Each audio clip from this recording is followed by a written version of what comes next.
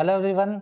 Mic में थोड़ी सी दिक्कत आ गई थी, तो क्लास स्टार्ट करने से पहले माइक में वॉइस क्लियर आ रही है क्या, पहले ये क्लियर कर दो।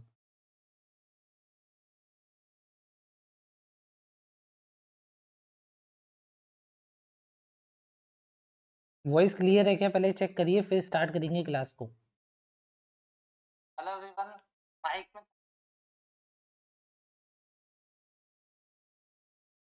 चलिए, एक बार लाइक कर दो, जो जो लाइव हैं, जो जो आ गए हैं वो लाइक कर दो। आज का जो हमारा सेशन है वो मिक्स एरर के ऊपर है, ठीक है। मिक्स एरर्स आएंगी, इसमें एरर कहीं से भी आ सकती है, कोई से भी चैप्टर से आ सकती है। तो आपको अपना पूरा माइंड और आंखें दोनों खुली रखनी है। जहां भी आपको लगे एरर है, कंसेप्चुअल नॉलेज रखनी है आपको। जो भी आप एरर लगा रहे हो उसका आपको कॉन्सेप्ट पता होना चाहिए, तुक्के नहीं मारने। जिसमें एरर मिले उसमें मुझे आंसर बताइए। हर एक क्वेश्चन के लिए मैं आपको 30 सेकेंड का टाइम दूंगा। 30 सेकेंड के बाद मैं अपना एक्सप्लेनेशन स्टार्ट कर दूंगा, ठीक है। चलिए स्टार्ट करें। पहला क्वेश्चन आपके सामने है, सभी के सामने है।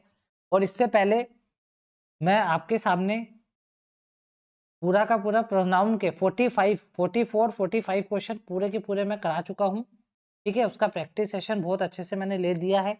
अब आपको प्रोनाउन में कोई भी दिक्कत नहीं आनी चाहिए। अब आपको खुद से प्रैक्टिस करनी है। एक बार मैंने कंसेप्ट आपको क्लियर करा दिया, उसके बाद मुझे लगेगा इसकी जितनी प्रैक्टिस करानी चाहिए मैं उतनी करा दूंगा, फिर बाकी आपको अपनी तरफ से अपने आप से करते रहना है कोशिश। और मैं पीडीएफ भी अपलोड कर रहा हूँ, जितना मुझसे हो सक रहा है, जितना भी कंटेंट मैं आपको दे सकता हूँ मैं आपको फ्री में प्रोवाइड करवा रहा हूँ, ठीक है। तो चलिए स्टार्ट करते हैं। सबसे पहला क्वेश्चन आपकी स्क्रीन के ऊपर है, इसमें एरर ढूंढो। 30 सेकंड का टाइम आपको मैं दे रहा हूँ।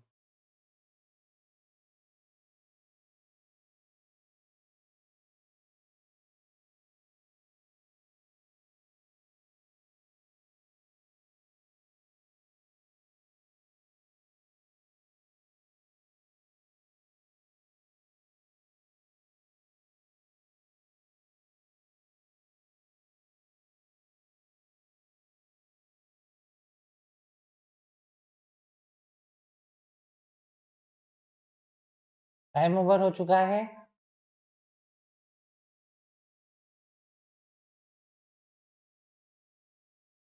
ओके, सभी डी ऑप्शन बोल रहे हैं। चलिए चेक करते हैं इसमें एग्जैक्ट एरर क्या है।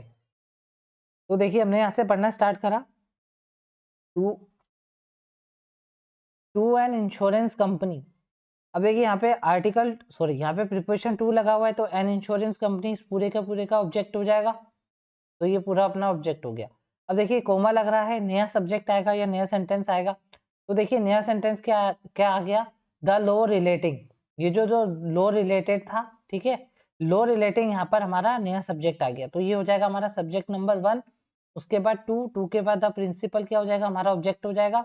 उसके बाद ऑफ प्रीपोजिशन है, तो ऑफ के बाद सेबोग्रेशन, सेब्रोग्रेशन एंड कंट्रीब्यूशन, ये पूरा का पूरा हमारा क्या हो जाएगा, इस ऑफ का ऑब्जेक्ट हो जाएगा। अब देखिए, अब आप सीधा इस आर को सीधा रिलेट कर सकते हैं हमारे इस वाले सब्जेक्ट से। ये सब्जेक्ट कैसा है, the low relating. Subject singular है, तो हमें यहाँ पे आर की जगह इस करना पड़ेगा। लगभग सभी स्टूडेंट का आंसर बिल्कुल सही है। तो इसका मतलब ये है कि आपका सब्जेक्ट वर्ब और ऑब्जेक्ट के कॉन्सेप्ट बिल्कुल क्लियर है। अब आपको कोई भी दिक्कत नहीं आएगी, चाहे प्री का क्वेश्चन हो या मेंस का क्वेश्चन हो, आप इजिली क्वेश्चन को डील कर सकते हैं। ये आपके अंदर कॉन्फिडेंस आ गया है अब, ठीक है। तो चलिए नेक्स्ट क्वेश्चन पे चलते हैं। आपको क्या करना है, मैं जितने भी क्वेश्चन करा रहा हूँ, मेरी क्लास जब भी लो अपने पास कॉपी पेन लेके बैठो और उस पर ऐसे लिखो, 1 का आंसर आपका जो भी आ रहा है, अगर सही आ रहा है तो आप टिक करिए, 1 मार्क्स अपने आप को दो। अगर गलत आ रहा है तो उसको रोंग करें, और फिर बाद में उसकी नेगेटिव मार्किंग कर लेना। इससे आपको पता लगेगा आपने कितने क्वेश्चन अटेम्प्ट करे और आपकी एक्यूरेसी कितनी है। अगर आपकी एक्यूरेसी सब में अच्छी रही तो इसका मतलब आपके कंसेप्ट क्लियर है, आप एरर को पकड़ पा रहे हैं। क्लियर है बात। चलो नेक्स्ट क्वेश्चन पे। ये रहा नेक्स्ट क्वेश्चन, इसको बनाइए।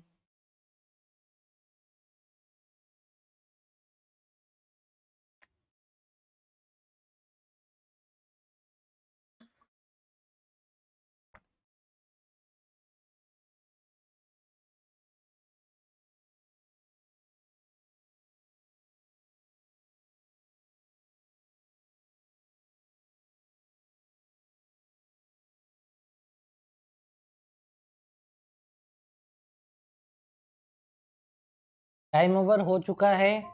इसका आंसर क्या आ रहा है सभी का,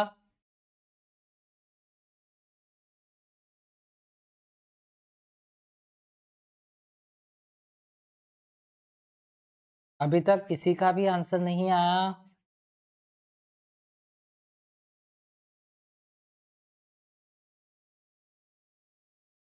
अगर 30 सेकंड आपको कम पड़ रहे हैं तो थोड़ा सा आपको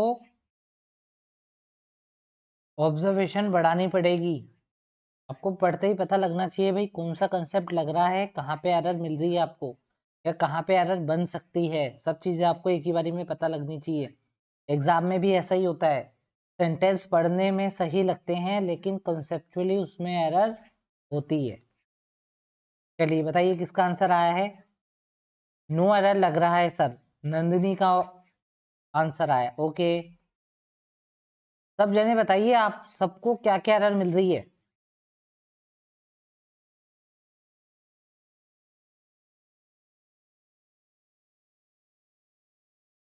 डी ऑप्शन में एन बोल रहे हैं, एन। अच्छा, डी में एन क्या दिक्कत आ गई भाई? एन कहाँ पर लगाएंगे हम? चलो मेरे साथ आओ, मैं एक्सप्लेन कर रहा हूँ। देखिए समझिए बात को। नहीं नहीं नहीं, एन मतलब ही नहीं है एनवायरमेंट। आप एनवायरनमेंट को गिन सकते हो क्या? और गिन सकते हो नहीं गिन सकते, ऐसी कोई एरर नहीं बना सकते अपन। हमें, मैं आपको ऐसी एरर दूंगा जो एग्जाम में आ सकती है, ऐसे नहीं एक आर्टिकल ही मिस कर दिया। अगर उसको आर्टिकल की एरर बनानी होती है ना तो वो द आर्टिकल की एरर बनाता है, ध्यान रखना। आर्टिकल द मिस करता है। कोई फुल फॉर्म, कोई भी फुल फॉर्म अगर जिसकी बन सकती है उसकी वो शॉर्ट फॉर्म लिख के देगा और उसके पहले वो आर्टिकल दा मिस कर देगा। जैसे फॉर एग्जांपल यूएई लिख सकता है, या जो भी फुल फॉर्म की शॉर्ट फॉर्म बन सकती है उसके आगे अगर वो आर्टिकल दा नहीं लगा रहा तो एक चांस है वहां पे एरर बन जाए। यहाँ पे ऐसे नहीं बना सकते अपन, एन लगा दे। क्लियर है? तो लाइव आने का ये बेनिफिट है, अगर आपको जो भी मिसकंसेप्शन लगेगा तो मैं दूर कर पाऊंगा आपके, और आपके साथ साथ काफी स्टूडेंट को भी मिसकंसेप्शन अगर हो रहा होगा उसमें तो वो भी उनका दूर हो जाएगा। अब देखिए इसको पढ़ना कैसे है, जैसे मैं पढ़ रहा हूँ ये अप्रोच आपको हमेशा रखनी है। क्या बोला जा रहा है? दी डिक्टेटर्स, यहाँ पे डिक्टेटर सब्जेक्ट आया, सेंटेंस्ड आया। ओके, सेंटेंस क्या हो गई? इसकी वर्ब हो गई। क्लियर है बात? यहाँ पे बात खत्म हो गई, यहाँ पे सिंगुलर प्लूरल हमारे को देखना नहीं है। एक और चीज आपको देखनी है, आपको टेंस भी थोड़ा ध्यान में रखना है, ठीक है ना? टेंस एक जैसा बना रहा है, टेंस ऐसा नहीं हो पास्ट प्रेजेंट मिक्स कर दिया उन्होंने, बिना कंडीशन सेंटेंस दिए। ठीक है, तो द डिक्टेटर सेंटेंस बिल्कुल ठीक है। द सोशल एक्टिविटीज, अब देखिए वर्ब के बाद अगर कोई नाउन आएगा तो ये क्या हो जाएगा? इसका ऑब्जेक्ट हो जाएगा। ओके क्लियर है? यहाँ पे कोई दिक्कत? कोई दिक्कत नहीं, आगे बढ़ते हैं। यहाँ पे हमको क्या चेक करना है? हमारे को ऐसा डाउटफुल वर्ड ढूंढना है, या डाउटफुल कोई ऐसा सेंटेंस ढूंढना है, या ऐसा कोई फ्रेज ढूंढनी है जिसमें एरर बन सकती है, जहाँ पे चांस है बनने के। तो यहाँ पे कोई भी चांस नहीं है, तो ए ऑप्शन तो हमारा बिल्कुल करेक्ट है। आगे बढ़ जाते हैं। टू के बाद 10 लिखा है, उसके बाद ईयर्स लिखा है, तो बिल्कुल सही है आगे, क्योंकि प्रीपोजिशन लिखा है। अगर इसके आगे नाउन होता तो हम ये एस हटा देते, लेकिन अभी यहाँ पे ये एस सही है, टू 10 ईयर बिल्कुल सही है। ऑफ के बाद देखिए, ऑफ के बाद रिगोरस इम्प्रिजनमेंट। तो इम्प्रिजनमेंट क्या होता है? जिसके पीछे MENT लगा होता है वो आपके नाउन होते हैं। उन नाउन के जस्ट पहले एडजेक्टिव आता है, तो यहाँ पे बिल्कुल एडजेक्टिव लगा हुआ है। रिगोरस बिल्कुल सही है, तो यहाँ पे ऑप्शन नंबर बी तक हमारा बिल्कुल आंसर सही है।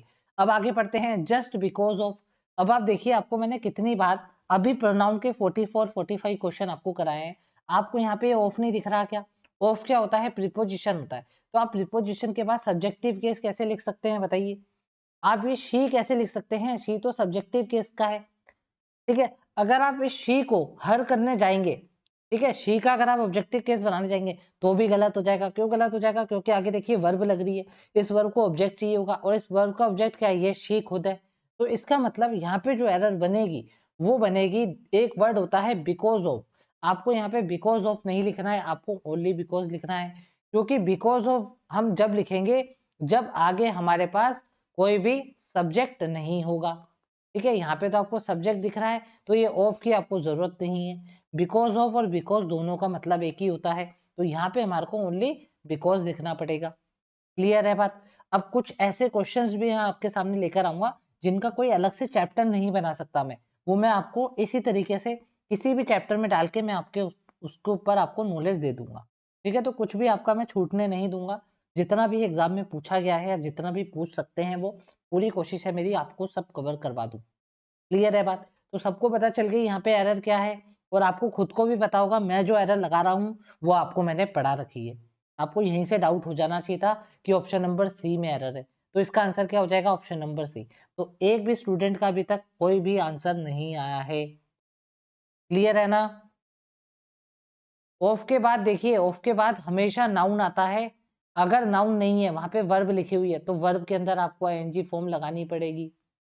क्लियर है बात, समझ में आ गई, क्योंकि ऑफ एक प्रीपोजिशन होता है। ऑफ ही नहीं, जितनी भी प्रीपोजिशन है सबके साथ यही होता है। अच्छा, बफर नहीं हो रहा है, आपका नेट थोड़ा सा हो सकता है गलत, मतलब थोड़ा लो चल रहा हो, यहाँ पे कोई भी बफर नहीं हो रहा है। मैं भी लाइव वीडियो खोल के बैठा हुआ हूँ, अगर बफर होगा तो मुझे खुद को दिख जाएगा। ठीक है, चलें नेक्स्ट क्वेश्चन पे। क्वेश्चन नंबर 3 आपके सामने है, बनाइए, इसमें बताइए क्या एरर है।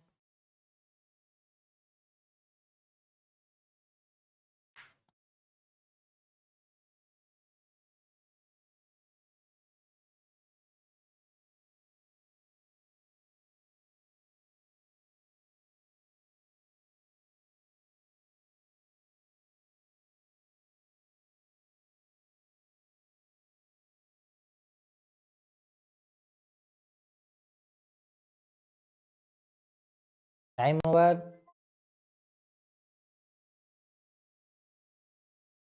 अगर आपको ज्यादा टाइम लग रहा है 30 सेकंड से, तो टेंशन मत लेना, कोई दिक्कत नहीं है, किसी में कम टाइम लगेगा, किसी में ज्यादा भी लगेगा, लेकिन सब में ज्यादा नहीं लगना चाहिए। कुछ इजी क्वेश्चन भी है, कुछ नया कंसेप्ट भी है, कुछ डिफिकल्ट भी होंगे। बताइए इसमें क्या आंसर है।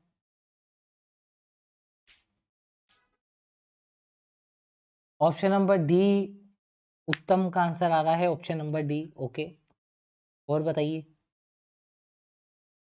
देखिए, सारे सेंटेंस मैं ऐसे लेकर आया हूं आपके सामने जो कभी ना कभी मेमोरी बेस में पूछे गए हैं, या फिर इनके हाईली चांसेस हैं इस तरह का कभी भी कोई भी कंसेप्ट आपके किसी भी एग्जाम में आपको देखने को मिल सकता है। सी ऑप्शन आ रहा है, डी ऑप्शन आ रहा है। ओके, चलिए, मुझे एक बात बताइए, आप जो ऑप्शन लिख रहे हैं अगर आप उसके साथ लिख देंगे कि आपने क्यों एरर लगाई है, तो अगर आपका कोई कंसेप्ट सही नहीं है तो क्या पता मैं उसको सही कर पाऊँ। तो आप प्लीज अपने ऑप्शन के साथ ये भी लिखिए कि भाई हमने ये देखकर एरर लगाई है, तो जिससे कि मैं आपको एक्सप्लेन कर पाऊँ आपने ये जो सोच के या समझ के एरर लगाई है ये इस वजह से गलत है। ठीक है ना।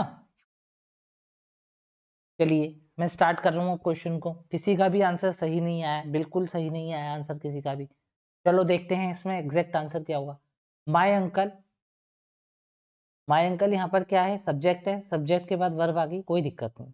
माय अंकल सेड, क्या कहा, डैड, ही, एक और सब्जेक्ट, इसके बाद इसकी वर्ब आ गई, बिल्कुल सही है। वुड, वुड के बाद आगे क्या लिखा हुआ है, रीच लिखा हुआ है, हमें वर्ब की फर्स्ट फॉर्म चाहिए तो रीच बिल्कुल वर्ब की फर्स्ट फॉर्म है।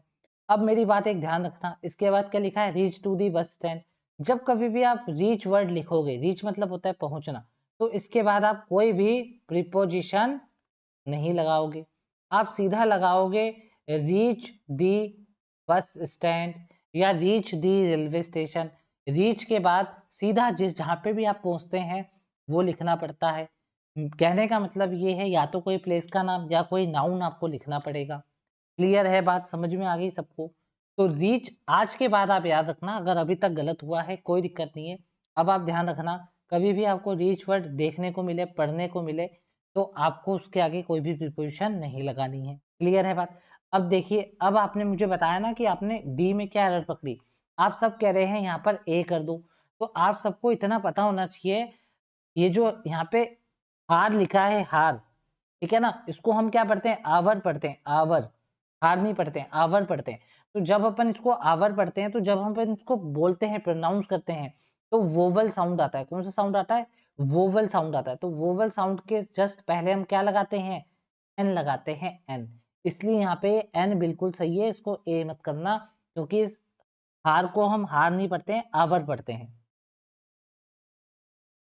ठीक है, क्लियर है बात, समझ में आ गई सभी को। जैसे मैंने यहाँ पे लिखा MLA, अब मुझे इसके आगे लिखना है, कोई आर्टिकल लगाना है, तो देखिए स्टार्टिंग किससे हो रखी है, M से, लेकिन मैं फिर भी N लगाऊंगा, क्योंकि इस M को बोलने में M, देखिए M, तो A आ रहा है ना, तो A वोवल साउंड दे रहा है, इसलिए मैं यहाँ पर क्या लगा दूंगा, N लगा दूंगा। अब मैंने लिखा यूनियन, अब मैं यूनियन के आगे बताइए क्या लगाऊंगा, एन लगाऊंगा या आर्टिकल ए लगाऊंगा। इस यूनियन के आगे मैं आर्टिकल ए लगाऊंगा। क्यों लगाऊंगा मैं ये, क्योंकि ये बोलने में क्या आ रहा है, यूनियन, यूनियन। अगर मैं इसको लिखना जाऊंगा हिंदी में, तो मैं ऐसे लिखूंगा ना, यूनियन, वाई का सेंस देगा, मतलब ऐसे लिखूंगा मैं यूनियन, या यू, ये वाला भी हो सकता है, मेरी हिंदी थोड़ी खराब है, तो यू कोई सा भी होगा, लेकिन आएगा तो या ना। तो अगर या आएगा, या की हिंदी क्या होती है, वाई होती है, तो ये तो वोवल साउंड नहीं हुआ, इसलिए मुझे यूनियन के आगे आर्टिकल ए लगाना पड़ेगा। क्लियर है, समझ में आ गई सभी को। इसलिए जब कभी भी यूनिवर्सिटी लिखा होता है तो उसके आगे आर्टिकल ए लगा होता है, कभी भी एन नहीं लगा होता है। क्लियर है सभी को ये वाला कंसेप्ट, ठीक है ना।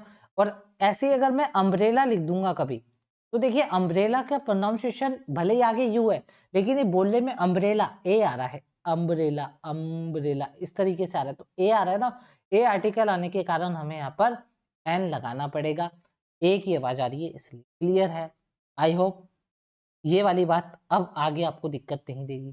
क्लियर है सभी को, चलें आगे, क्वेश्चन क्लियर है थर्ड, नेक्स्ट क्वेश्चन पे चलें। चलो नेक्स्ट क्वेश्चन, इसको बनाइए।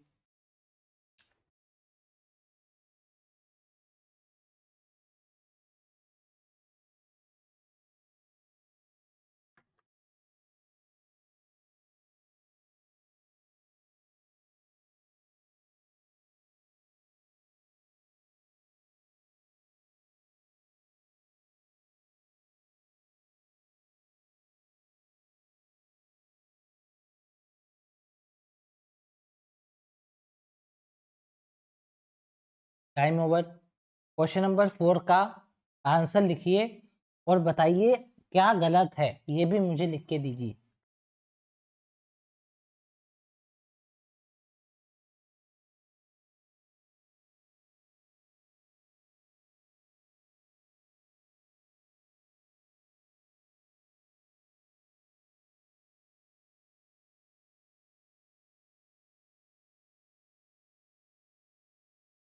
सब एक बार लाइक तो कर आओ वीडियो को, जो लाइव देख रहा है।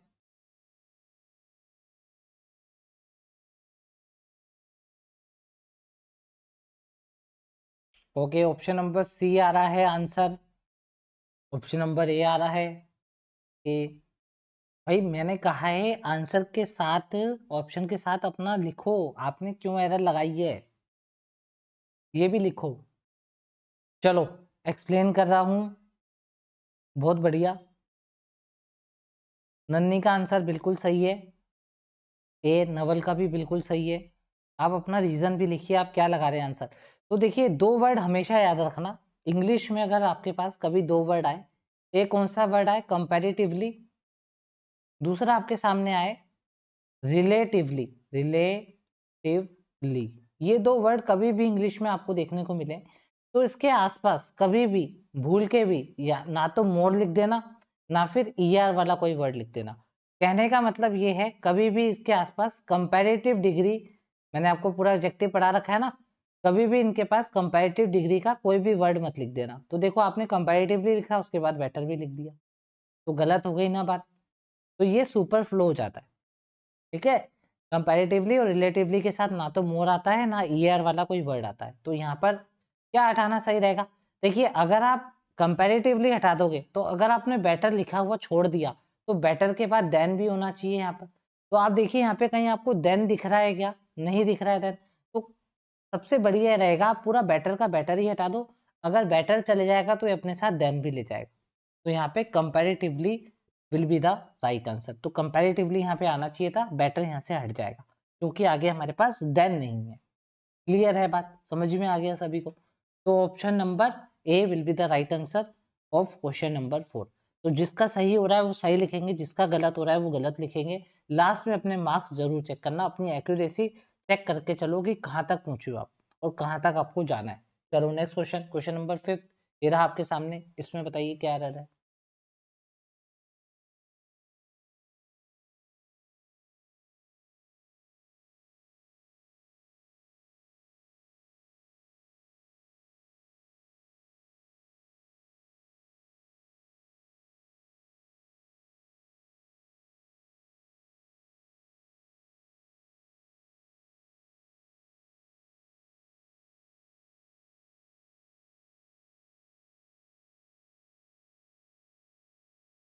टाइम ओवर हो गया है, टाइम ओवर हो गया है।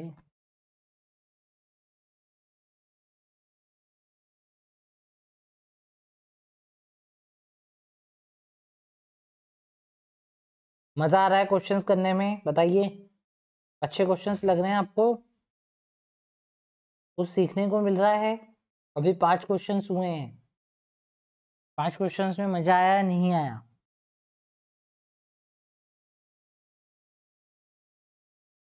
चलिए, अब मैं बता रहा हूँ इसमें क्या एरर है, देखते हैं इसमें क्या एरर है जरा।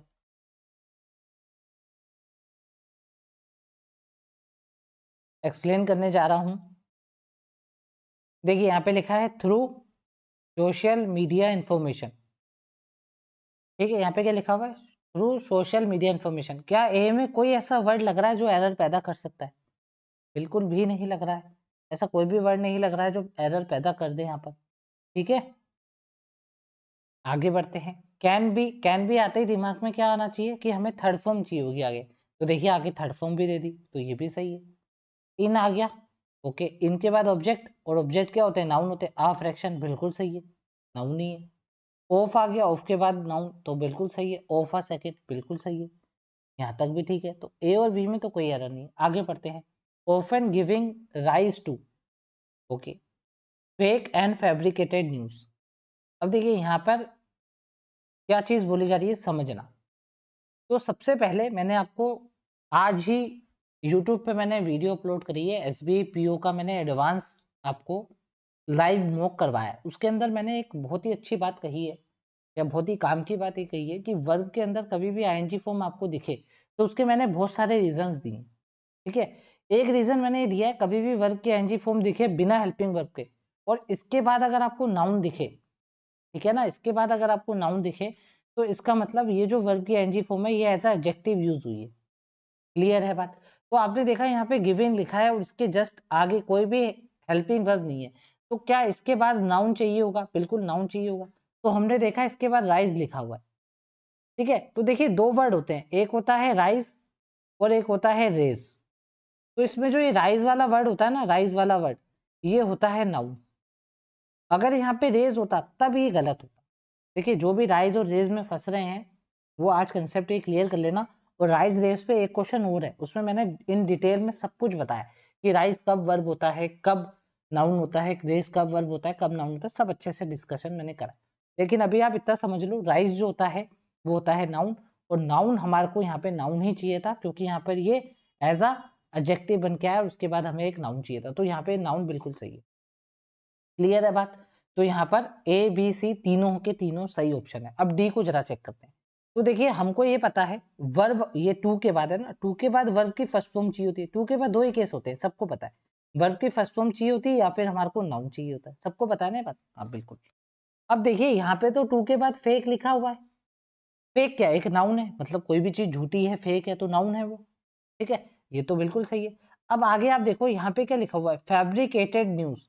अब आप मुझे बस ये बताइए, बस आप मुझे यहाँ पे ये बता दीजिए कि ये फैब्रिकेटेड गलत लिखा है क्या या फैब्रिकेटेड सही लिखा हुआ है, ये बता दो। ये टू के बाद हमें नाउन चाहिए या वर्ब चाहिए, तो ये फेक आ गया नाउन। अब ये फैब्रिकेटेड न्यूज सही है गलत है, बता दीजिए। देखिए राइजन, राइजन थर्ड फॉर्म हो जाएगी, अगर आप राइजन लगा देंगे तो थर्ड फॉर्म हो जाएगी। राइज, रोज, राइजन, तो यहाँ पे थर्ड फॉर्म क्यों लगाएंगे हम? थर्ड फॉर्म नहीं लगा सकते ना, हमें तो नाउन चाहिए। नाउन राइज होता है, ठीक है, राइज वर्ब भी होती है, नाउन भी होता है। यहाँ पे नाउन का काम कर रहा है क्योंकि पीछे गिविंग लगा हुआ है। ठीक है, अब देखिए यहाँ पे जो फैब्रिकेटेड लिखा हुआ है बिल्कुल सही है। ये जानबूझ के मैंने सेंटेंस लिया है, ये एरर ली है। इसमें जो आंसर है वो है नो एरर, इसमें कोई भी एरर नहीं। जी हाँ, इसमें कोई भी एरर नहीं है। यहाँ पे जो फैब्रिकेटेड लिखा हुआ है, वर्ब के अंदर थर्ड फॉर्म लगाइए। फैब्रिकेट करने का मतलब होता है कोई भी चीज को, मतलब छेड़छाड़ करके उसको थोड़ा सा चेंज करना। ठीक है ना, इस तरीके से यहाँ पर न्यूज के लिए यूज हुआ है। तो न्यूज यहाँ पे नाउन है। तो जब कभी भी हमारे पास नाउन लिखा हो और हमें उसका एडजेक्टिव चाहिए हो, और उसका एडजेक्टिव एज अ वर्ब लगा, मतलब कोई ऐसी वर्ब हो जो उसकी विशेषता बता दे, तो हम नाउन के जस्ट पीछे खाली वर्ब नहीं लगा सकते। या तो वर्ब के अंदर आपको एनजी लगानी चाहिए या फिर वर्ब के अंदर थर्ड फॉर्म लगानी चाहिए। तो यहाँ पे इन्होंने वर्ब के अंदर थर्ड फॉर्म लगा के इसको एज अ एडजेक्टिव यूज करा है इस न्यूज के लिए। अब ये गलत कब होता? ये गलत तब हो जाता जब यहाँ पे न्यूज नहीं लिखा होता। तब आप टू के बाद तब आप टू के बाद सीधा वर्ब की थर्ड फॉर्म कभी भी नहीं लिख सकते, तब गलत हो जाता। लेकिन यहाँ पे इन्होंने न्यूज को लिखा ना, तो न्यूज को लिखने की वजह से हमें यहाँ पे फैब्रिकेटेड करना पड़ा। फैब्रिकेटेड करने की वजह से ये क्या बन गया, एडजेक्टिव बन गया इस पूरे के पूरे नाउन का। तो बेसिकली देखा जाए तो टू के बाद एक तो फेक लिखा हुआ है, दूसरा टू के बाद लिखा हुआ है एक और नाउन जो कि है न्यूज। अब इस न्यूज को क्वालिफाई करने के लिए इन्होंने यहाँ पे फैब्रिकेटेड, जो कि एक वर्ब होती है फैब्रिकेट, उसके अंदर ईडी लगा के इसको एज अ एडजेक्टिव बना के इस नाउन के जस्ट पहले यूज करा है। तो ये कभी भी गलत नहीं होगा कहना कि यहाँ पे फैब्रिकेटेड गलत है, मतलब सही है, ये बिल्कुल सही लिखा हुआ है यहाँ पे फैब्रिकेटेड। क्लियर है क्या सभी को? ये छोटे छोटे कंसेप्ट होते हैं, कभी कभी दिक्कत दे जाते हैं, कभी कभी हम मिसकंसेप्शन करके यहाँ पे एरर लगा देते हैं। तो यहाँ पे जो आपका आंसर बनेगा वो बनेगा आपका नो एरर। क्या बनेगा? No error. तो ऑप्शन क्वेश्चन नंबर 5 का आंसर क्या हो जाएगा? No error. मुझे लगता है लगभग इस सभी स्टूडेंट का गलत होगा अगर उसने इस तरीके की अप्रोच लगा के नहीं पढ़ा है या आपने नहीं सीखा है। तो अब देखिए इससे क्या हो रहा है, जो मैं आपको क्वेश्चंस करा रहा हूँ, मैं आपको कुछ नई नई टेक्निक्स भी बता रहा हूँ इम्प्लीमेंट करने की। अब ये जो मैं तरीके बताता हूँ आपको, मैं ऐसा नहीं बताता कभी भी, देख लीजिए आप मेरी बात नोट कर सकते हैं, मैं कभी भी ऐसा नहीं बताता यहाँ पे फैब्रिकेटेड सही है, मैं उसके पीछे रीजन भी बताता हूँ। मान लो अभी तो मैं कह दूंगा टू के बाद फैब्रिकेटेड सही है, कभी इसी तरीके का कंसेप्ट वापस आ गया तब आप याद थोड़ी ना रखोगे कि सर ने कहा था सही है। अगर आपको रीजन पता होगा ये क्यों सही है, तो कभी भी कोई सा भी वर्ड आ जाए आप अच्छे से उसको कनेक्ट कर पाएंगे। तो मेरे से पढ़ने का बस यही फायदा है आपको, मैं विथ रीजन आपको प्रूफ देता हूँ कि अगर इंग्लिश में कुछ चीज लिखी गई है तो वो क्यों लिखी गई है और उसके पीछे क्या ठोस रीजन है जिससे हम आगे कभी भी गलत नहीं करें। क्लियर है? एग्री है ना सब मेरी बातों से? चलें आगे, चलो इसमें बताइए क्या है।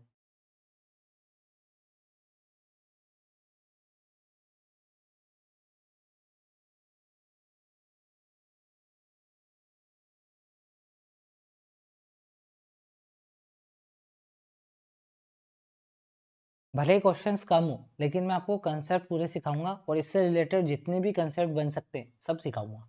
टाइम से मतलब नहीं है, अपन को अपनी प्रिपरेशन बहुत स्ट्रॉन्ग करनी है। मेरे को आपके बेस बहुत स्ट्रॉन्ग करने हैं। अगर बेस स्ट्रॉन्ग हो गए फिर आपको पता लग जाएगा, अगर कभी गलत भी होगा तो आपको पता लगेगा, रीजन मिलेगा भाई गलत क्यों हुआ। ठीक है ना? रीजन नहीं मिल पाता है इंग्लिश में, कभी भी डाउट बच्चों के क्लियर ही नहीं हो पाते थे। जितने भी यूट्यूब पे पढ़ाते हैं डाउट पूरे नहीं क्लियर कर पाते हैं वो। इसलिए तो आज तक बैंकिंग इंडस्ट्री में या बैंकिंग के एग्जाम में इंग्लिश सबसे वीक पोर्शन रहा है स्टूडेंट का। उसके पीछे यही रीजन है, उनके डाउट ही कभी अच्छे से क्लियर नहीं हुए। ओके, सिक्स्थ में बोल रहे हैं बी ऑप्शन में हेड आएगा। ओके, चलिए देखते हैं।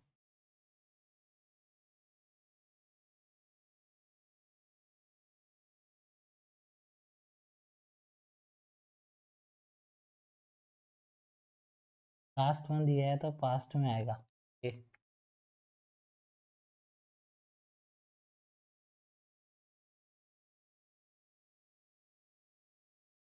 नंबर बी में हेड आएगा। ओके, तो वर्क क्या प्रेजेंट का है क्या?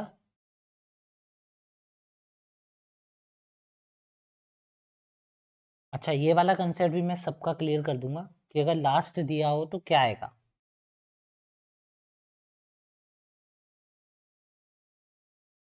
चलिए एक्सप्लेन कर रहा हूँ अब मैं। देखिए बात को समझिए, आप वहां तक क्यों नहीं पहुंच पा रहे हो जहां तक मैं आपको लेके जाना चाह रहा हूँ।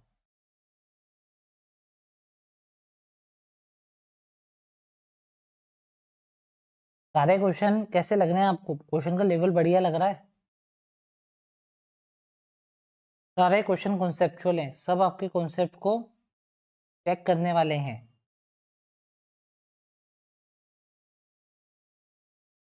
रश्मिता आप लेट आए हैं क्या? अभी आपका आंसर आया है।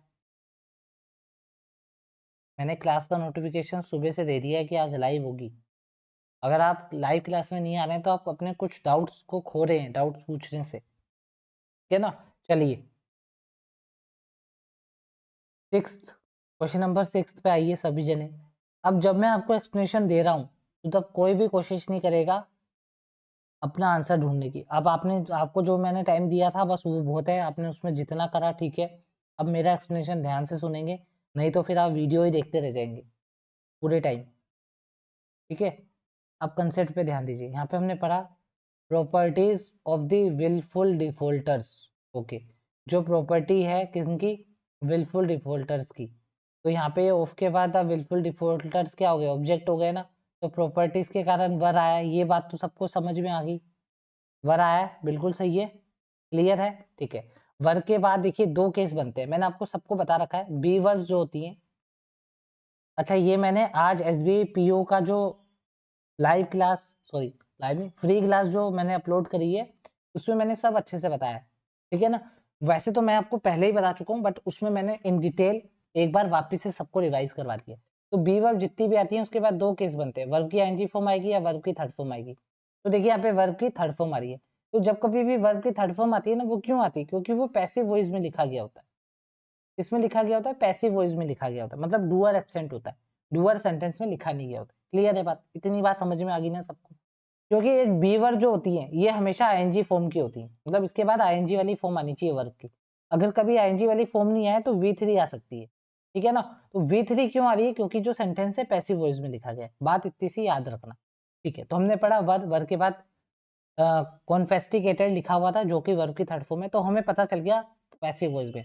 पैसिव वॉइस के दो तरीके, एक सिंपल तरीका होता है, अगर आपको कभी सेंटेंस में बाय देखने को मिल जाए तो बाय का मतलब ये होता है कि पैसिव वॉइस में लिखा गया।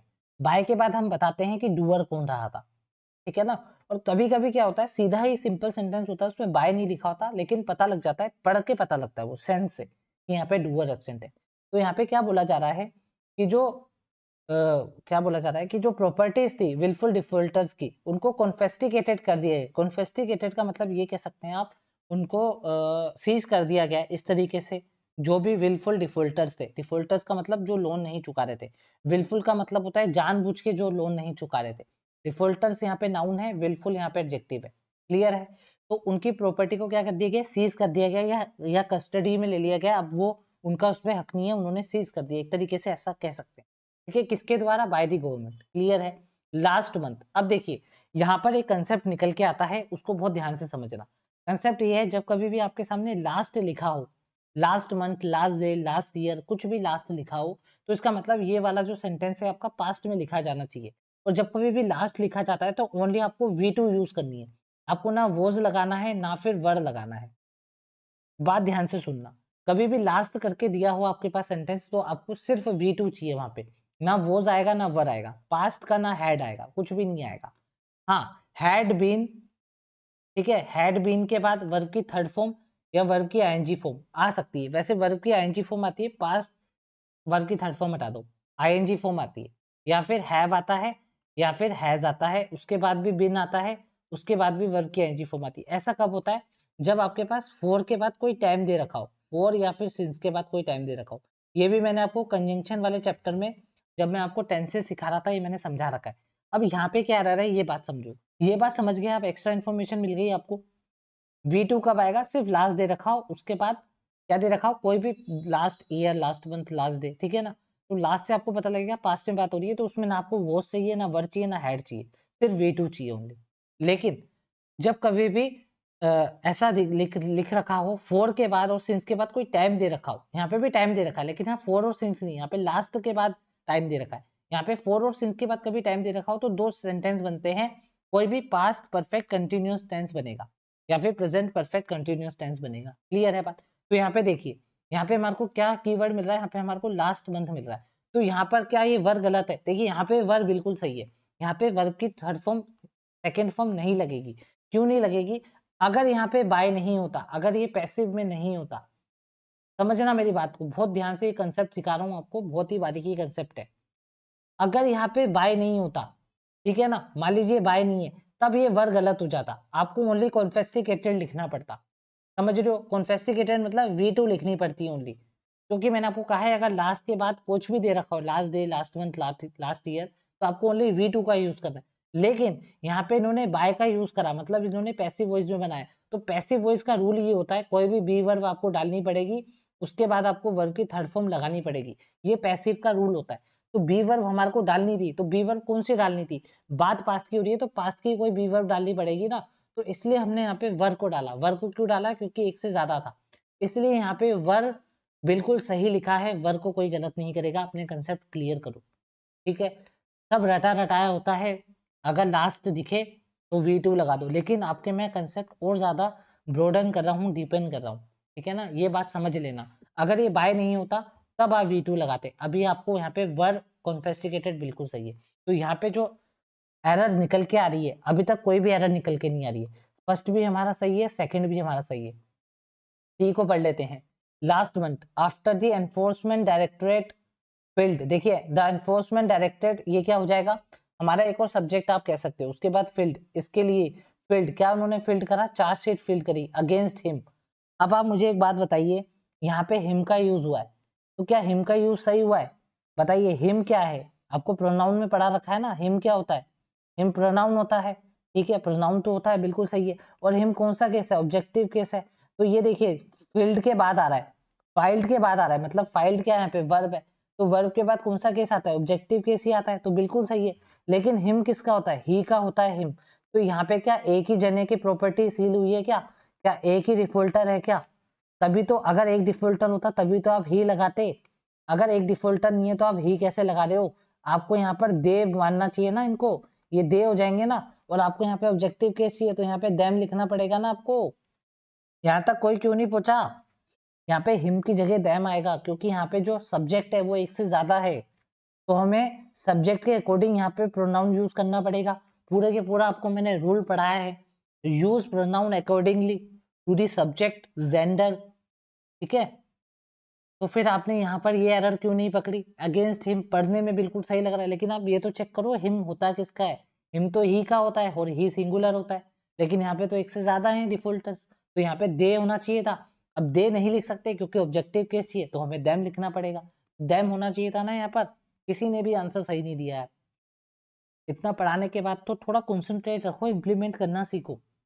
समझ में आ रही है बात? तो यहाँ पर क्या हो जाएगा, देम हो जाएगा। तो यहाँ से आपने दो चीजें सीखी, जब कभी भी कोई भी प्रोनाउन आए तो उसका सब्जेक्ट चेक करो वो किसके लिए आए। दूसरा ये चेक करना, कभी भी लास्ट दे रखा हो लेकिन बाय नहीं होना चाहिए, मतलब पैसिव में नहीं होना चाहिए, तभी आप यहाँ पे V2 लिखेंगे। अगर पैसिव में नहीं होगा, अगर पैसिव में होगा तो आपको वॉज वन लिखना पड़ेगा, ठीक है। उसके बाद आपको थर्ड फॉर्म लिखनी पड़ेगी। अगर पास्ट की बात है तभी लास्ट लिखा है उन्होंने। क्लियर है बात? ये चीजें आपको पता चल गई, क्लियर हो गया, ये सेंटेंस से सीखने को मिला बहुत कुछ। चलें आगे, चलो आगे चलें, क्लियर है सभी को? चलो क्वेश्चन नंबर 7 बनाइए।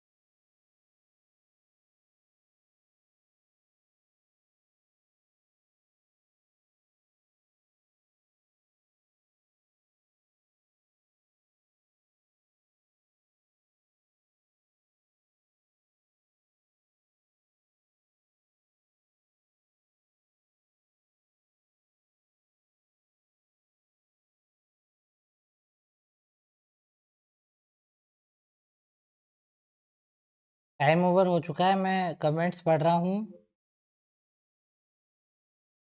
ओके, मिलियन होगा, वाह। राइजिंग आएगा, ओके। देख रहा हूँ मैं, सबके आंसर देख रहा हूँ।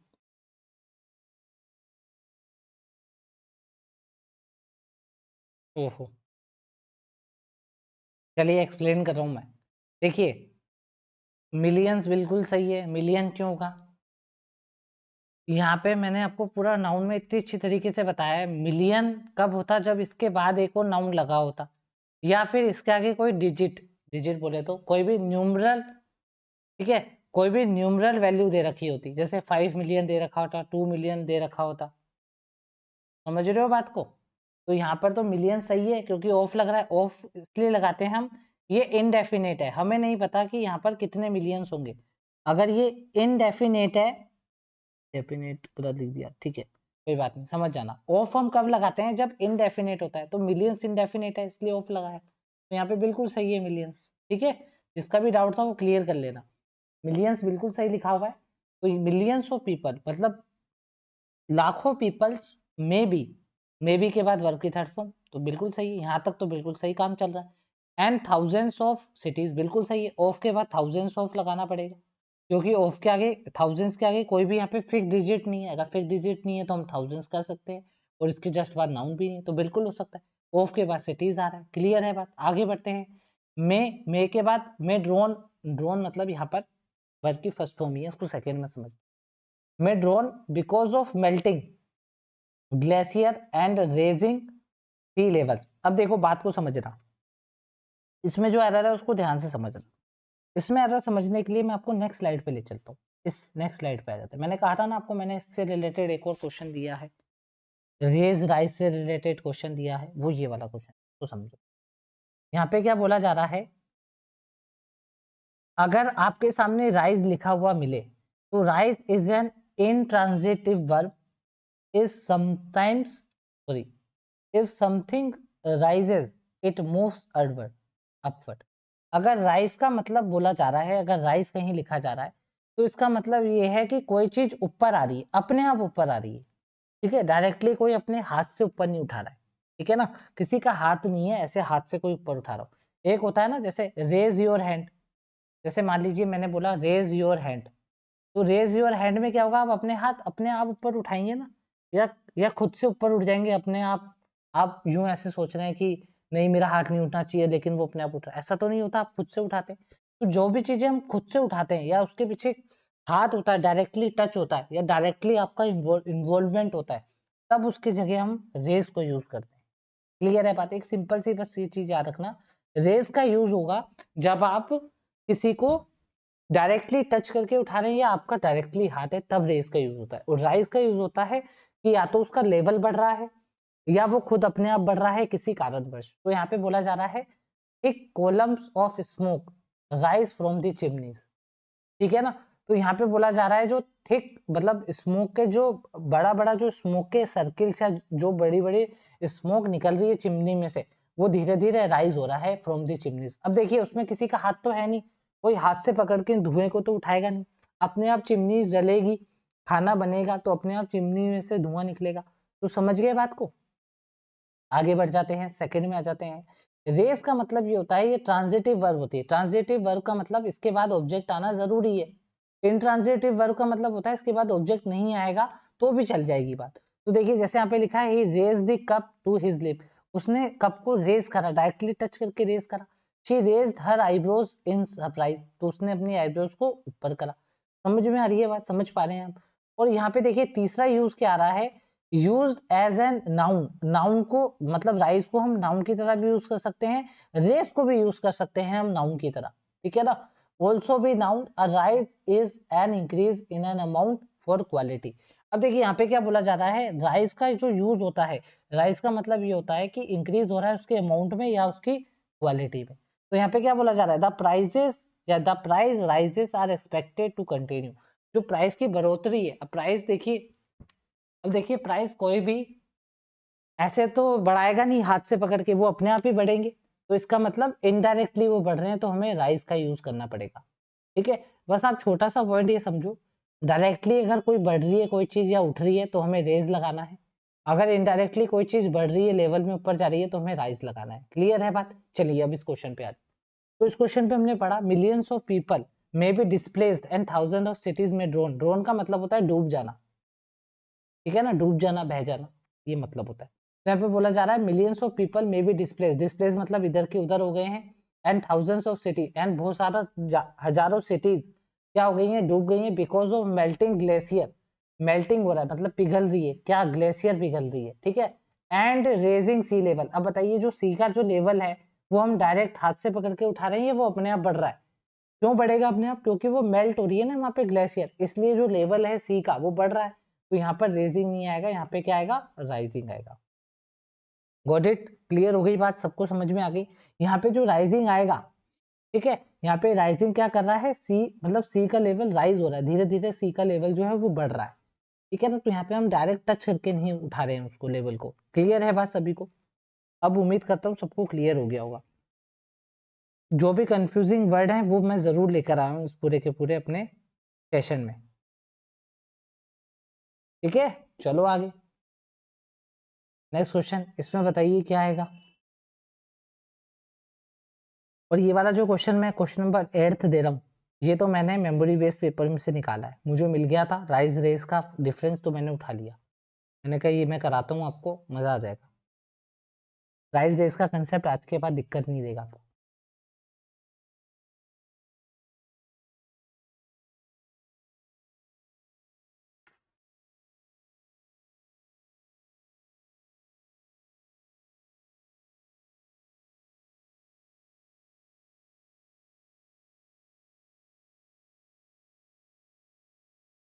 ये तो बहुत इजी क्वेश्चन है। इसमें बताइए, देखिए सबसे पहले तो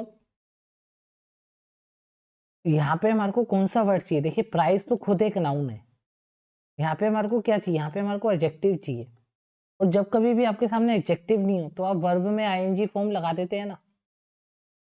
तो यहाँ पे क्या आना चाहिए बताइए। ऑप्शन नंबर सी, बहुत बढ़िया।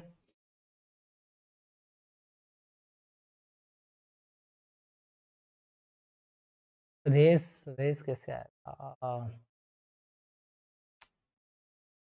देखिए सबसे पहले ऑप्शंस को पढ़िए। राइज भी वर्ब है, रेजिंग भी वर्ब है, राइजिंग भी वर्ब है, रेज भी वर्ब है, हाईली तो एडजेक्ट क्या है, एडवर्ब है। तो ये तो हाईली तो आएगा ही नहीं, एडवर्ब नहीं, हमारे को एडजेक्टिव चाहिए। तो जब कभी भी एडजेक्टिव चाहिए होता है तो हम वर्ब में एनजी फॉर्म लगाते हैं ना, या तो रेजिंग आएगा या तो राइजिंग आएगा। अभी मैंने आपको बताया रेजिंग आप कब लगाओगे, जब कोई चीज आप डायरेक्ट हाथ से बढ़ा रहे हो। तो क्या प्राइस हाथ से बढ़ा रहे हो, क्या जाके दुकान वाले को कह रहे हो ये ले, ये तेरा प्राइस हमने बढ़ा दिया। ऑटोमेटिक बढ़ता है प्राइस, ठीक है। इकोनॉमिक के ऊपर बेस्ड होता है। तो इसका मतलब यहाँ पर क्या आ जाएगा, यहाँ पे हमारे पास राइजिंग आना चाहिए। तो यहाँ पर क्या आ जाएगा, राइजिंग। क्लियर है बात सभी को, क्लियर हो गई? क्लियर है यहाँ पे सभी को? जो चीज मैं बताना चाह रहा हूँ वो आप तक पहुंच रही है? चलें आगे, नेक्स्ट क्वेश्चन पे चलो। चलो ये रहा नेक्स्ट क्वेश्चन, इसको बनाइए।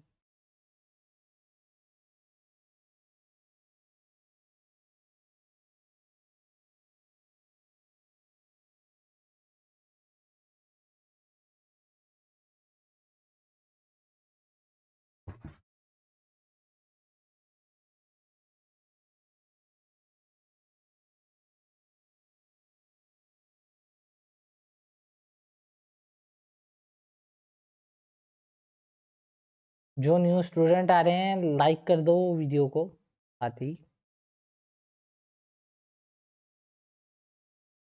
टाइम ओवर हो गया है, बताइए इसमें क्या एरर है। क्वेश्चन नंबर 9 आप सभी के सामने है।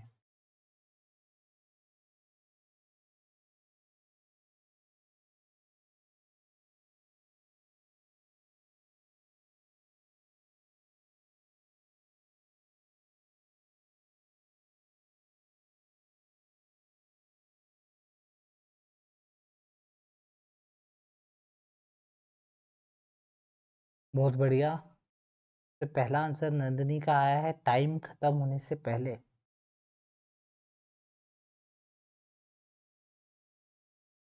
बहुत बढ़िया, चलिए एक्सप्लेन कर रहा हूँ। इजी क्वेश्चन है ये वाला। तो क्या लिखा हुआ है, the Indian monsoon has been, the Indian monsoon singular है ना, द इंडियन मानसून सिंगुलर है बिल्कुल, तभी हैज बीन आया, ठीक है।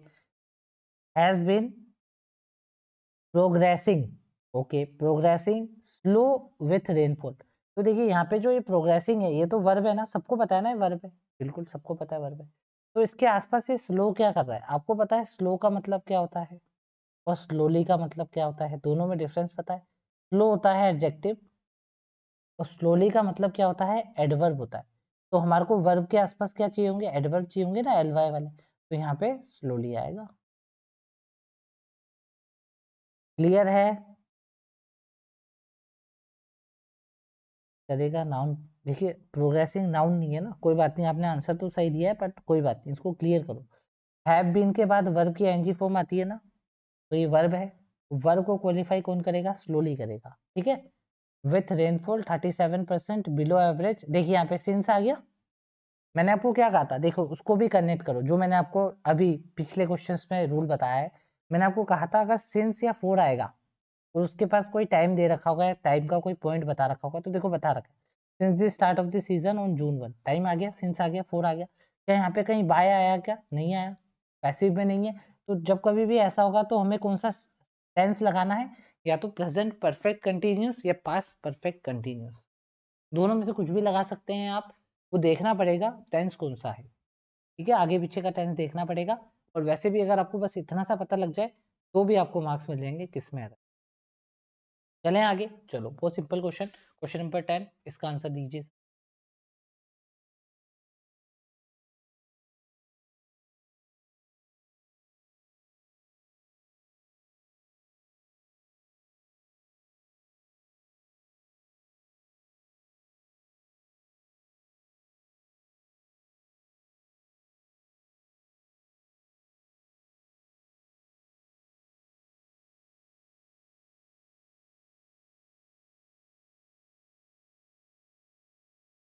टाइम ओवर, बताइए क्या एरर है इसमें।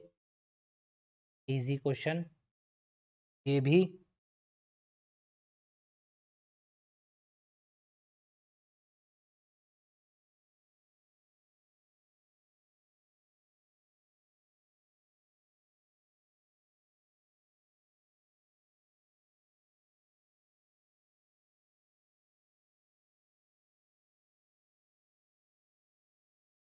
रुका हुआ हूं मैं, देख रहा हूँ किसका आंसर आ रहा है सबसे पहले। Option number D. अच्छा, डी में क्या एरर है मुझे ये भी प्लीज मेंशन करिए, जो भी आंसर लिख रहा है मेंशन करो क्या एरर लगा रहे हो आप लोग। बहुत बढ़िया, सबसे बढ़िया आंसर अभी जो चल रहे हैं, जो रेगुलर आ रहे हैं आंसर, वो नंदिनी के ही आ रहे हैं।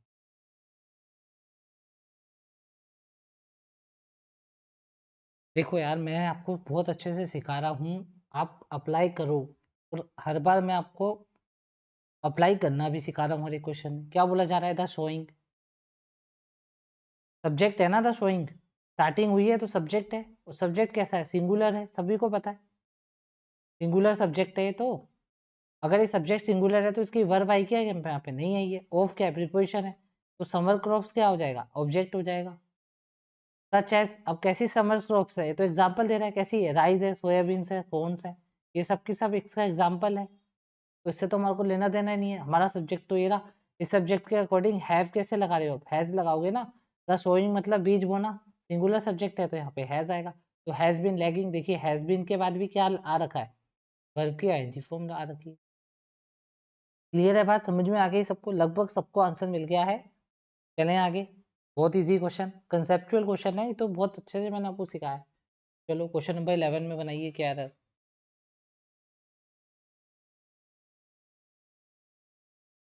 11।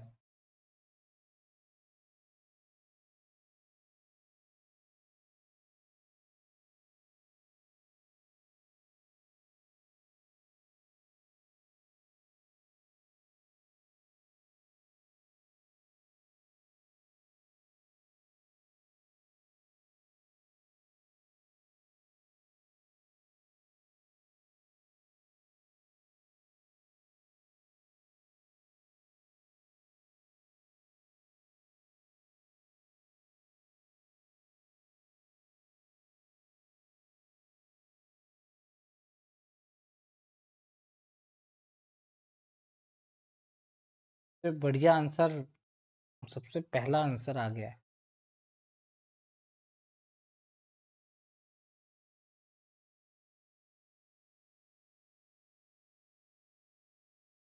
अरे यार, मैंने वीडियो पॉज कर रखा है, टाइमर पॉज है। चलो कोई बात नहीं, मैं एक्सप्लेन कर रहा हूँ, मुझे लगा टाइमर अभी 28 सेकेंड बच रहे हैं। कोई बात नहीं, चले एक्सप्लेन करें। द इंक्रीज सब्जेक्ट, वर्ब मिली क्या? बताइए। नहीं मिली वर्ब, तो वर्ब में लफड़ा हो सकता है। चलिए, in preposition tariff imposed, object. On preposition goods crossing international borders, पूरा का पूरा क्या हो जाएगा? ऑब्जेक्ट हो जाएगा। इसेंशियली क्यों नहीं लिया? क्योंकि इसेंशियली क्या होता है? एडवर्ब होता है। और ऑब्जेक्ट क्या हो सकते हैं? ऑब्जेक्ट या तो नाउन होगा या फिर प्रोनाउन होगा, एडवर्ब जाएगा नहीं। अगर एडवर्ब आया तो आसपास वर्ब भी आई होगी, तो ये रिप्रेजेंट क्या है? वर्ब है। वर्ब कैसी है? प्लूरल वर्ब है, तो ये वर्ब किसकी होगी, इस सब्जेक्ट की होगी ना, जो पहले पढ़ा था जिसकी वर्ब नहीं मिली थी, तो ये वर्ब इसी की है। तो यहाँ पे रिप्रेजेंट क्या है, प्लूरल वर्ब है, सब्जेक्ट क्या है, सिंगुलर है, गलत हो गया, यहाँ पे रिप्रेजेंट्स करना पड़ेगा। क्या करना पड़ेगा, यहाँ पे रिप्रेजेंट्स करना पड़ेगा। ओके, क्लियर है सभी को, बहुत इजी क्वेश्चन, कंसेप्चुअल क्वेश्चन था, सीधा आंसर मिलनी चाहिए थी, कोई इसमें दिक्कत नहीं होनी चाहिए थी।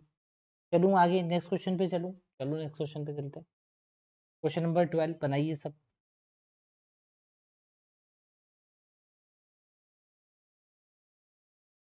मजा आ रहा है, ये वाला क्वेश्चन लास्ट रखेंगे आज का,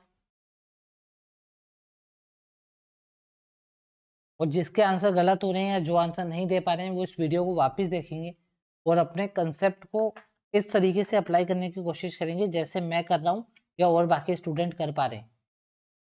और यहाँ पे सभी पेड स्टूडेंट हैं, सभी आंसर दे रहे हैं, लगभग 4-5 स्टूडेंट रेगुलर आंसर दे रहे हैं, बहुत बढ़िया। तो मेरी क्लास का एक भी स्टूडेंट पीछे नहीं रहना चाहिए, जहां आप जाएंगे वो आपसे पूछने चाहिए कि आपने कहाँ से कंसेप्ट क्लियर करे हैं, आपने कहाँ से पढ़ा है।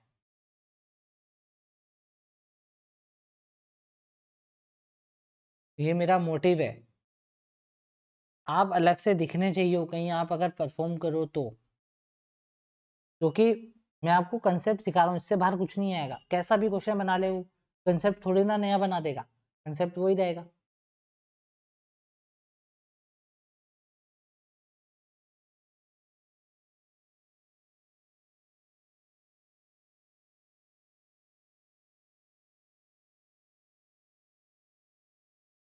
टाइम ओवर, एक ही स्टूडेंट का आंसर मेरे पास अभी तक।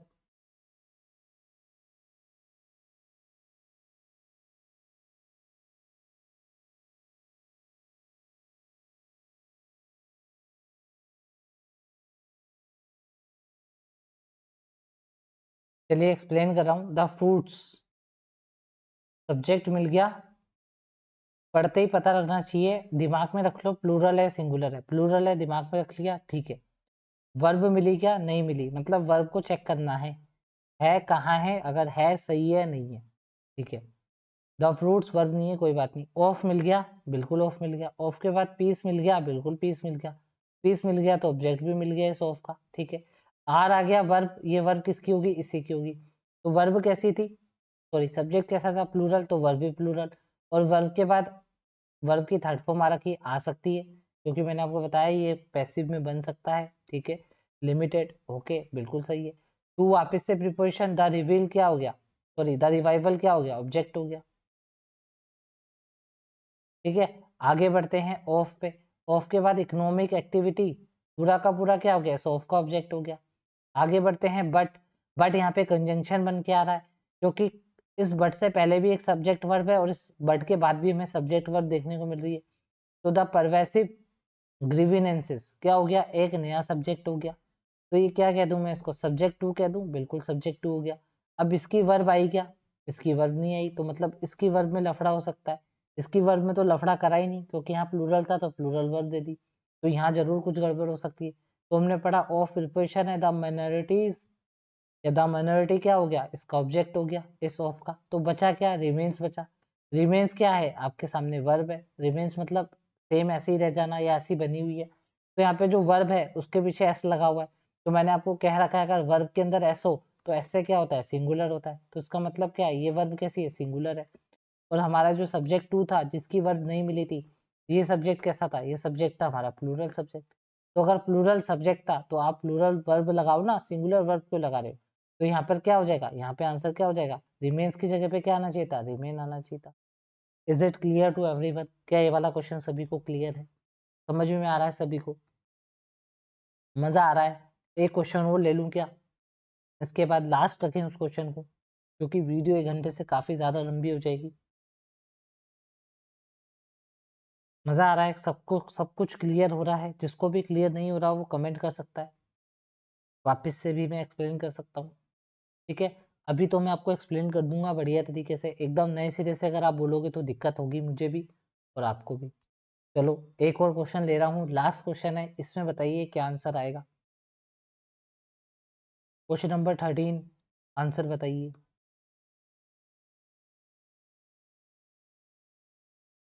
लास्ट क्वेश्चन रखता हूँ इसको, क्वेश्चन नंबर 13 को, फिर चलते हैं।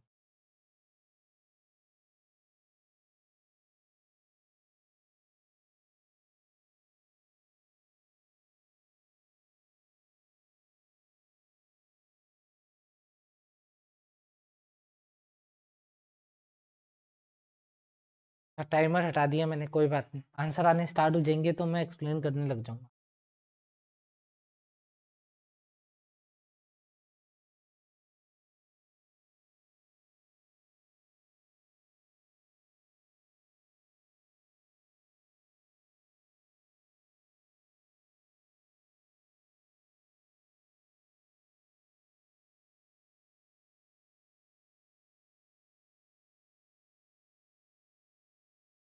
नवल ने बोला है आर, कौन से क्वेश्चन का आंसर दिया है आर? अच्छा, यहाँ पर ऑप्शन नंबर सी में इसकी जगह पे आर बोल रहे हो आप? ओके, ऑप्शन नंबर सी बोल रहे हैं। अच्छा, सी में क्या गलत है? ओके, सुष्मिता कह रही है इस, इसकी जगह पे क्या होना चाहिए?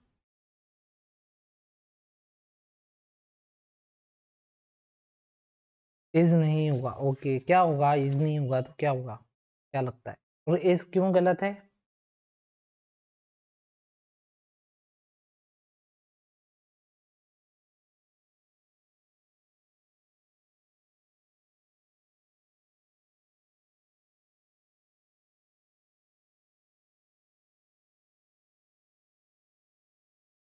अभी तक तो एक ही का आंसर सही लग रहा है।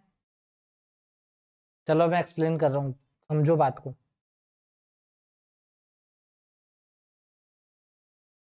पहले इसका डाउट क्लियर कर रहा हूँ।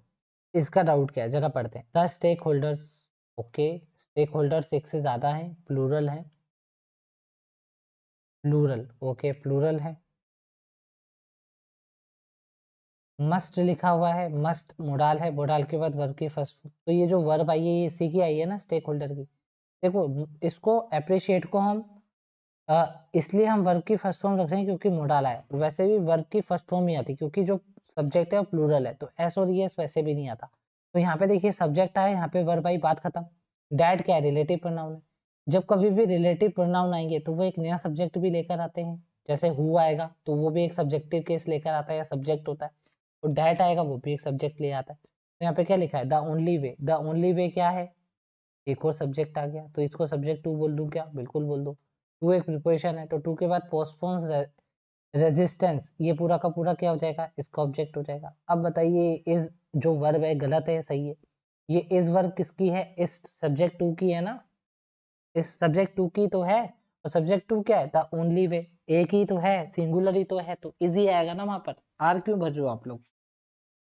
आर क्यों भर रहे हो? जो भर रहा है आर वो समझ लें, क्यों नहीं आएगा। तुक्का नहीं मानना है या फिर रटना नहीं है, कंसेप्ट को समझना है। ये भी मैथ की तरह सिंपल है, इंग्लिश भी अगर समझो तो। आगे बढ़ते हैं। आगे लिखा हुआ है दो, इम्प्रूव्ड हाइजीन एंड वैक्सीनेशन। देखो सबसे पहली बात, इसमें जो एरर है ना, वो एरर है इसकी। यहाँ पे दो वर्ड होते हैं, एक होता है थ्रू, इसमें वाला पेन दिखेगा नहीं।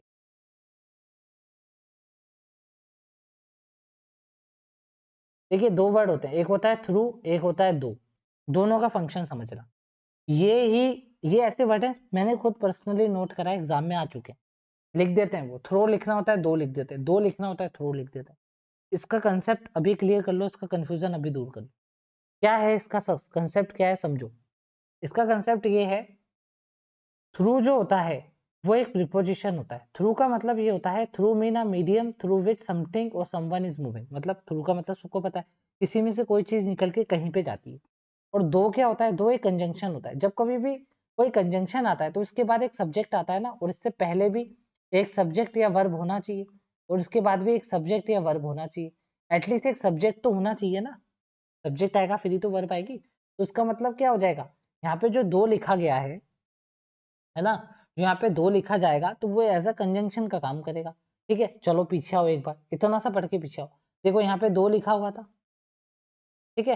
अब देखो दो के आगे कोई सब्जेक्ट है क्या? बिल्कुल भी नहीं है सब्जेक्ट, वर्ब डाल रखी है। दो के आगे वर्ब डाल रखी है इन्होंने, क्या मतलब हुआ? तो इसका मतलब क्या हो गया? इसका मतलब क्या हो गया? कहीं ना कहीं दो में ही एरर है। अब देखिए यहाँ पे दो आएगा या दो या थ्रूली आएगा, ये मैं और थोड़ा क्लियर कर देता हूँ, ठीक है। अब इसको पढ़ते हैं। पार्ट ऑफ द सेंटेंस क्या कहता है? Through is consisting feature in the middle of this sentence. जो थ्रू होता है वो मिडल में आता है कई सेंटेंस के, और दो जो होता है ये कहीं भी आ सकता है, स्टार्टिंग में, मिडल में या एंड में। लेकिन ये जब भी आएगा तो ये क्या शो करेगा? ये कोई प्रॉब्लम, कोई कंफ्लिक्ट या फिर कोई काउंटर पार्ट शो करेगा, ठीक है ना। दो का मतलब होता है हालांकि, ठीक है ना। हालांकि हम ये लिखते हैं कोई भी काउंटर पार्ट या कोई कॉन्ट्राडिक्ट कंडीशन लिखनी हो। बहुत अच्छे से यहाँ पे मैंने यूसेज भी बता रखा है, मेन फंक्शन भी बता रखा है, आप अच्छे से इसको पढ़ सकते हैं। अभी जो इसमें जो एरर बनेगी वो एरर ये बनेगी कि आपको यहाँ पे थ्रू लिखना पड़ेगा, क्योंकि यहाँ पे हम मीडियम बता रहे हैं ना, किस तरीके से हम इसको पोस्टपोन करेंगे, कैसे इसको रोकेंगे। थ्रू इम्प्रूव्ड हाइजीन करेंगे और वैक्सीनेशन को हम इम्प्रूव करेंगे। क्लियर है बात? तो यहाँ पर क्या आना चाहिए था? यहाँ पे आना चाहिए था थ्रू, ठीक है। थ्रोली इसलिए नहीं आएगा यहाँ पे क्योंकि दोरोली होता है वो, थ्रोली तो कोई वर्ड ही नहीं होता है, दोरोली होता है। क्या होता है? दोरोली, वो ये होता है, ठीक है। दोरोली, दोरोली, वो दोरोली वर्ड होता है। दोरोली का मतलब बहुत अच्छे से, बहुत ही डीप में, बहुत ही फोकस्ड वे में पढ़ना या बहुत ही उसके अंदर खो जाना, तो वो दोरोली वर्ड होता है, ठीक है ना। थोरोली नहीं होता है। तो यहाँ पे जो आंसर बनेगा वो इस दो को काट के हमें थ्रो करना पड़ेगा। और इस टाइप की भी एरर एग्जाम में आ चुकी है, ये कंफ्यूजिंग वर्ड होती हैं। एक तो राइज रेस, दूसरा दो ध्रो। तो इन दोनों वर्ड्स को आप नोट रखना।